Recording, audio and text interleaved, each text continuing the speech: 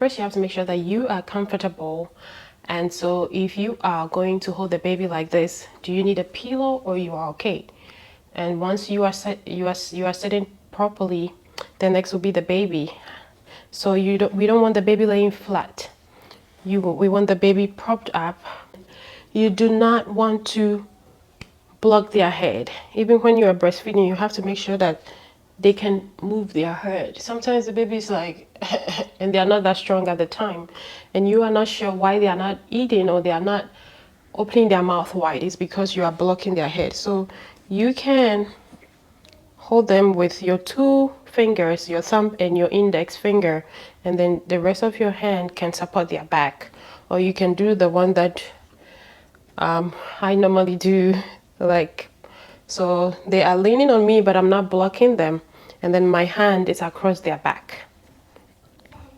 Then this hand, you want it to be resting this way. You want the hand resting in front of them, not laying on the sides. So you want it this way. And now time to feed your baby. You put a little, you make sure that the milk is right there on the tip, right here, and the air here is okay.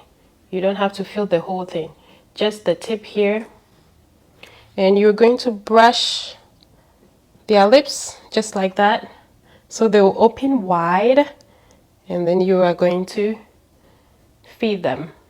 Make sure that the bottle is perpendicular to their body. It's in this horizontal position. We don't want to do this. We want them to suck just like the breast, and that is why pace feeding is important, because when they are going back to the breast, we don't want them to feel like, okay, where's the milk? I'm waiting for it to drop in my mouth, because we used to drop the milk in their mouth. They didn't suck it. And this is where a slow nipple is also important.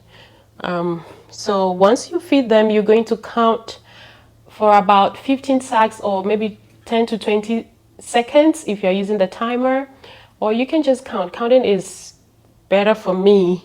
So when you count, what you're going to do after the 15 sucks, you are going to lower the bottle, and they are going to keep on sucking, but there will be no milk because you lowered the bottle. And the reason you are doing that, you are still giving them the chance of them being at the breast. When they are at the breast, they sometimes stop and go. They stop and go. So this is that part where you are pausing. When they keep sucking, you start feeding them again. If they do not suck, that means they don't want to eat right now. Maybe they'll eat again later. So that's why pace feeding is important, because you're giving them the chance to take the milk and to eat at their own pace. You mimic what they do at the breast. That way it's easier for them to go to the breast and do the same thing and not get confused. Another thing is also they are not being overfed. I've seen times where babies are being fed, and then they vomit till then the mother stops. That is not healthy. So if you want to know more or you have some questions, let me know and I'll be happy to answer those questions. Enjoy, and bye-bye.